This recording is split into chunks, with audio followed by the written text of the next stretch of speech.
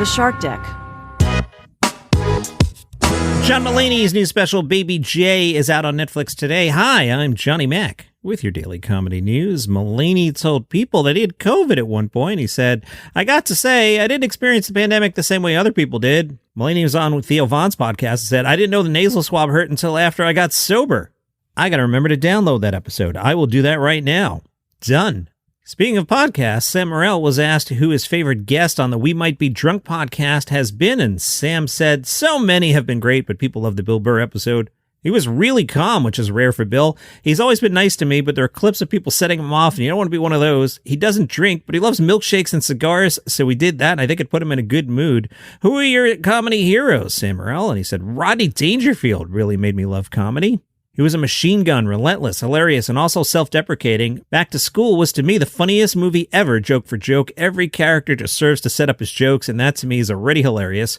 Chris Rock's role with the new album was a game-changer for me because of these provocative setups. I remember my mom grabbing my disc player and wondering what I was listening to, and just saw this look of horror on her face. Then 30 seconds later, she's laughing hysterically, and that's beautiful that a joke can push you away and then bring you right back.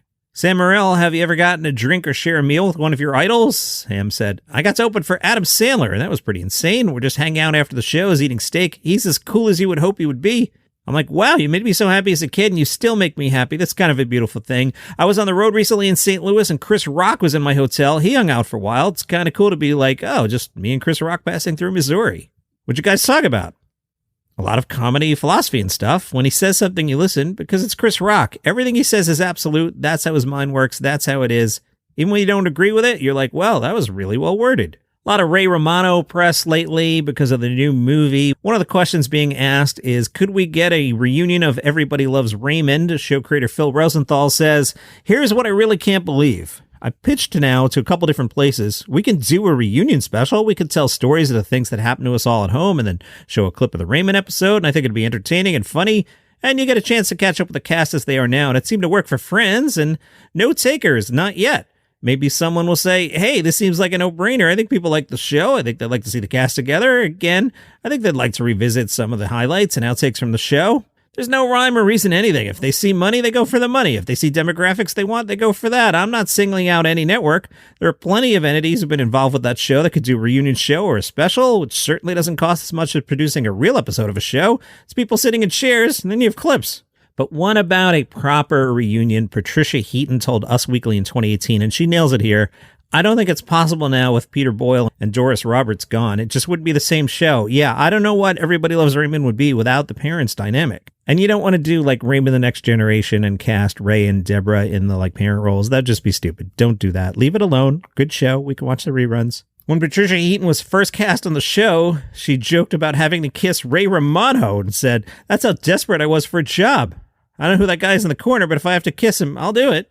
She told a story. I was on an airplane once and they had Raymond on there and I was watching, had my headphones on. I was laughing out loud. You're kind of not aware that you're laughing out loud when you have headphones. And then the steward came by and he said, I think it's so cute you laugh at your own show. So when I do the podcast, I have a script, and the script is just for me, so I don't really clean it up. And this has been making me laugh. A typo that I left in. I wrote Bragg Darrett. That's supposed to say Brad Garrett, but it says Bragg Darrett. He also talked about a possible reunion. And he said, nah, that's really far from Ray's MO. Once Peter passed, Ray said there'd never be a reunion. I totally agree with that. Ray was smart to go out on top. Very few people do that. Ray and I are good buds. We're poker people. We have a game every 3 months and we golf every couple months. I know it sounds cliche and trite, but we were really so close. And that's why a lot of the fun stuff did happen on screen, because we really did have that closeness. We do keep in touch. I won't say we hang out every week, but we're definitely close. Maz Jobrani got philosophical about turning 50. This from Men's Health. And he said, once I hit 50, I thought, oh my God, I'll be passing away. I've lost my sister to breast cancer and my brother to addiction, so those moments will come. When I realized that, it helped me reiterate this idea in my head that you have to live your life. You have to live your life for experiences. You have to live your life for memories, and you have to live your life for loved ones. Great advice there.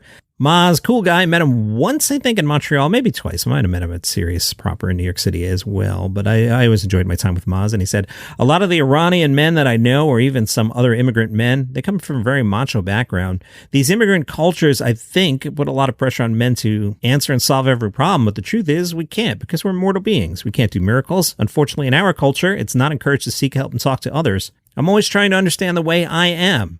One thing I discovered about myself recently is that I'm a pleaser. I like to please people. I like to say yes, and that puts me in situations that I don't want to be in. So I'm trying to work on that a bit, and I'm trying to work on prioritizing myself, my family, and my responsibilities that I feel are essential to me first before I say yes to other things. Part of being a comedian that helps me is I get to go on stage a lot of times and actually rant about something that was on my mind to a whole audience. If I'm on stage talking about something that happened in my life, chances are there's somebody in the audience who can relate, and we laugh together. And I think that's a form of its own therapy. All right, this next thing is from LitHub, Jena Friedman at the center of it, and I love what she did here. She said, if I had $1 for every time a journalist asked me, is it hard being a woman in comedy, I'd probably make as much as a man in comedy. So what she did is she gathered some male comedians and asked them the types of questions she usually gets asked. This is a lot of fun, and it's long, so I'm going to split it and do part of it tomorrow. Jena Friedman asked, what's it like to be a man in comedy? Jon Stewart laughs and said it's golden because men in comedy are carried into the clubs. It's incredibly pampering. You're paid in Dogecoin. Did I even say that right? Dogecoin and cocaine futures. Eugene Merman said, it feels fine. Feels like I have opportunities I could pursue. I'm sorry you get that question. It's so outside of what I do. It really makes it clear that interviews for you are probably unpleasant. Patton Oswalt said, sometimes the road can be a little rough. I don't want to make it sound like some horror movie, but sometimes club owners are more concerned with drink sales and not focused on, say, crowd control. And then there's that double-edged sword of, I could use a little support here, but then you're also like, men can take care of themselves. There's still a long way to go, but it's fun. Jim Gaffigan said, I can't really speak for my entire gender. Next question. When did you decide to become a male comedian? Eugene Merman said, I guess I was 18 when I decided to be a male comedian. Or at 17, I think I realized comedy was the kind of job and I was male, so that's what happened. Jim Gaffigan said, I didn't decide to become male. I was born male. You can have some fun with this, Jim, Bob Odenkirk said, I didn't think I had a choice to become a female comedian. It was a different time. I didn't have that option. Jon Stewart said, for years I was a boy comedian. I think at some point after my bar mitzvah that I decided, actually, I don't think I decided. I think it was just pronounced and anointed. I was at a ceremony. Was it hard to be a male comedian back when you're starting out? Jon Stewart said, yeah, because the competition was all men. The competition was fierce. There was only every slot, so you had to fight for all of them. Next question. Do you think men can be attractive and funny? Jim Gaffigan said, I think they were two separate things, which really have nothing to do with one another. Funny is the only important thing in stand-up. Well, it should be, in my opinion. Jim, you can have fun with this. Patton Oswalt, I'm not going to lie and say that a nice shoulder-to-hips ratio doesn't open some doors, but after that, you'd better be able to deliver the material. You better be funny. I know a lot of male comedians who were very handsome and figured they could coast on that. But then Eddie Pepitone is suddenly getting all the TV gigs. It's a wake-up call once you hit that stage. Jena Friedman asked, do you think it's more difficult for male comics who are not attractive? Jon Stewart said, yeah, it's very difficult. That's why we're out at night. I'm pretty sure that's why there's a 2-drink minimum. It's not to loosen people up to the funny. It's to make us more palatable to the eye. Hello, I am Mark Francis, host of Palace Intrigue, the podcast that delves into the daily drama of the British royal family. These short daily episodes cover the latest news and scandals involving the likes of Prince Harry, Meghan Markle, Kate Middleton, King Charles, and the rest. From backroom sources to public controversies, we've got you covered. Whether you're a long-time fan or just curious about the royals, Palace Intrigue is the perfect podcast for you.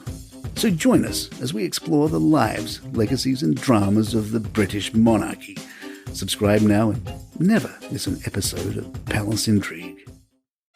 If you enjoy what I do here, you can go to buymeacoffee.com/dailycomedynews, and you can buy me a coffee.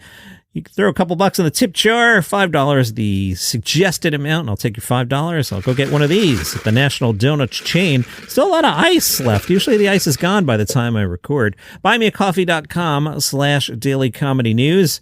After that month-long run of the Melbourne Comedy Festival, that's over now. The Sydney Comedy Festival is on. They don't have clips posted the way Melbourne did, and I'm not going to read you a whole list because you're probably not on your way to Sydney. Although if you are, thank you for listening to the podcast. But some of the shows on Tuesday, David O'Doherty, Eastmo, he's a lot of fun. Reese Nicholson, Sam Campbell.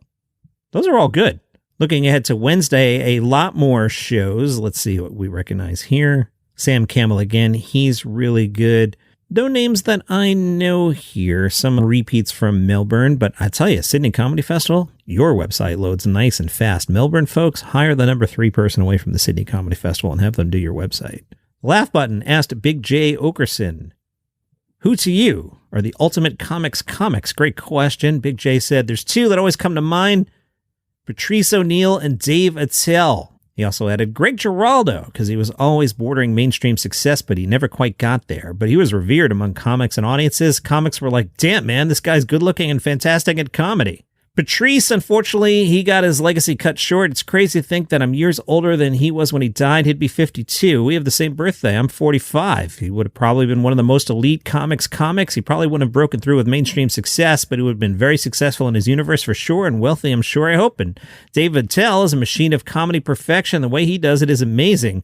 What I always love about Patrice and Dave is the difference between watching the staff drone through comics who they know, who are there every night. You'd watch them roll their eyes and go, oh, this guy again.